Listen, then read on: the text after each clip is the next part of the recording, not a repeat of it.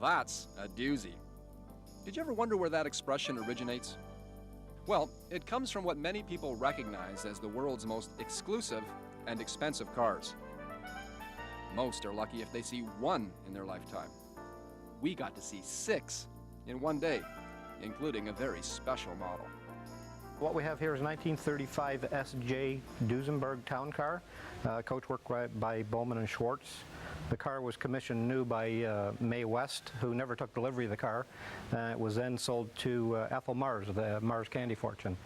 The car came to us about 2 years ago, silver with a gray cloth interior in it. The owner didn't care for the color, so he had us do it in the black you see here now with the burgundy interior, and the car is a trophy winner from Pebble Beach. A frame-off restoration probably took in excess of a year. The finished product includes, among other luxuries, an ostrich hide interior. Unlike other classics, Dusenbergs were never really affordable to the masses. That's why they only produced 480. This car, in today's equivalent money, this car would have been about $600,000 in 1935. Today's money, probably a little over $1 million. I mean, I said $600,000 in 1935. That would be equivalent to today's money.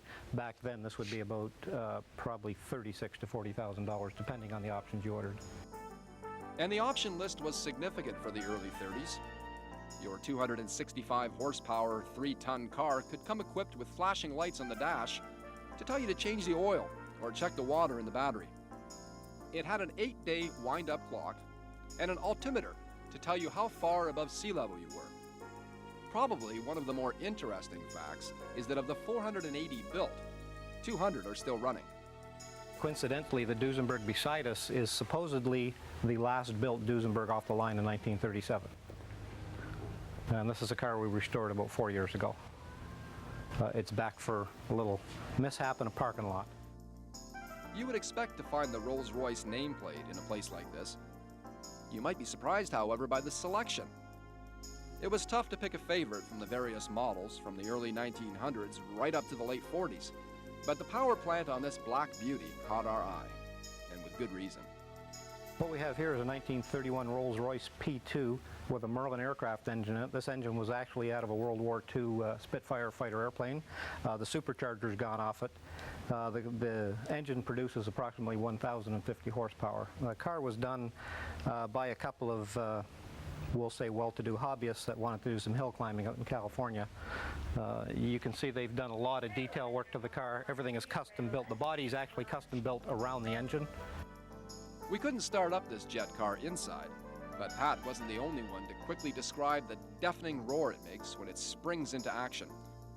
It's tough to put a price on a vehicle like this, but the folks at RM claim it could probably fetch $1.5 to $2 million at auction. At that price, who cares if gas has gone up another 5 cents?